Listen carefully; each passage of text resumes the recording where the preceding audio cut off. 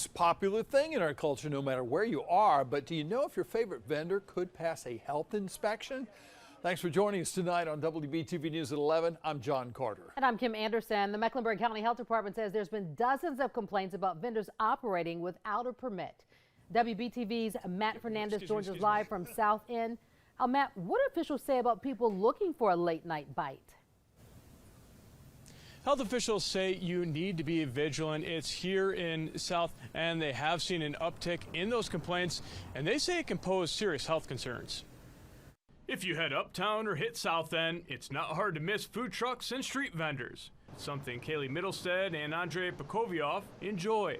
After the bars, too, that hits different. There's some really good quesadillas. If the food trucks and street vendors follow the rules properly, they'll have an inspection certificate with a score on it, signed by the Mecklenburg County Public Health, something that matters to Pakoviov.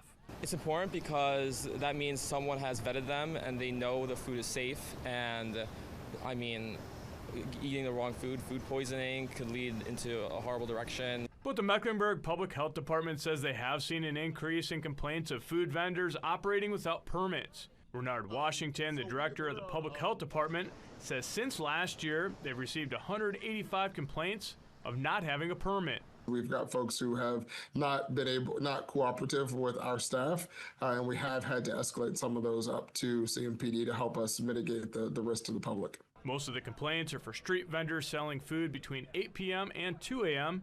in Uptown and the South End area on grills and small appliances. Washington says not having a permit can pose serious health concerns since they're not inspected by a health inspector. Our biggest concern, of course, is foodborne illness and illnesses that could also be transmitted from food service.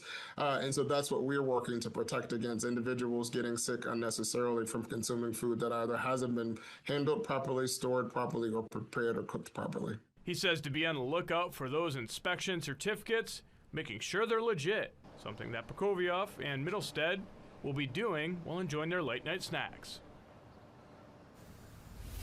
And if you don't have a health permit, that CMPD can get involved and issue citations. Live in South End, Matt Fernandez, WBTV on your side.